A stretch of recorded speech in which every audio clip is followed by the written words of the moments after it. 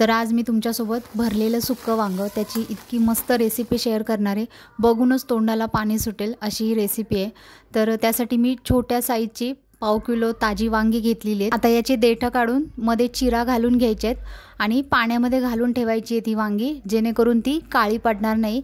तर बघा सगळी वांगी मी कापून घेतलेली आहेत। आता वांगी सगळी कापून झाल्यानंतर त्या पाण्यामध्ये मी मीठ घालून ठेवले, म्हणजे वांगी काळी पडणार नाही। वांग्यात भरण्यासाठी एक मसाला बनवायचा आहे। त्यासाठी कढईमध्ये 1 चमचा तेल गरम केले, त्यामध्ये अर्धी वाटी शेंगदाणे खरपूस भाजून घ्यायचे। आता 1 वाटी किसलेलं सुकं खोबरं घालायचं आहे, 7 ते 8 लसणाच्या पाकळ्या घालायच्या आणि खरपूस सगळं भाजून घ्यायचं।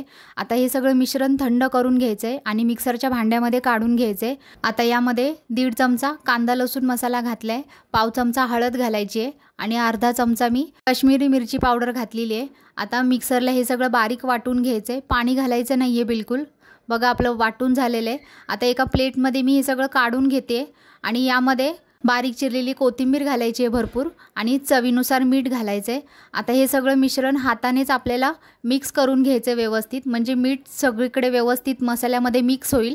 हे सगळं मिश्रण मिक्स करून झालेलं आहे। आता वांग्यामधलं पाणी काढून घ्यायचं आहे आणि त्यामध्ये हा मसाला आपल्याला भरायचा आहे। भरपूर असा मसाला दाबून दाबून या वांग्यांमध्ये भरायचा आहे आपल्याला। तुम्ही भरपूर प्रकारे भरलेलं वांग खाल्लं असेल, पण एकदा या प्रकारे तुम्ही हे भरलेलं वांग करून बघा, तुम्हाला नक्की आवडेल।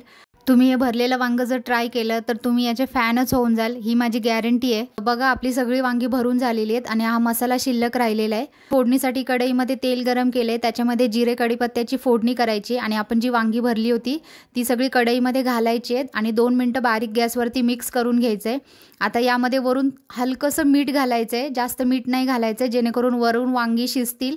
आता मिक्स करून वरती ताट ठेवायचं एक आणि त्यावरती पाणी ठेवायचंय, म्हणजे आपली वांगी आणि मसाला खाली करपणार नाही। 2 ते 3 मिनिटांनंतर ताटावरचं पाणी गरम झालेलं आहे, त्यातलं 1 वाटीभर पाणी मी वांग्यामध्ये घातलेलं आहे आणि मिक्स करून घेतलेलं आहे। पुन्हा कढईवर ताट ठेवायचंय आणि त्यामध्ये पाणी ठेवायचंय, म्हणजे वांग आपलं खाली कढईला लागणार नाही।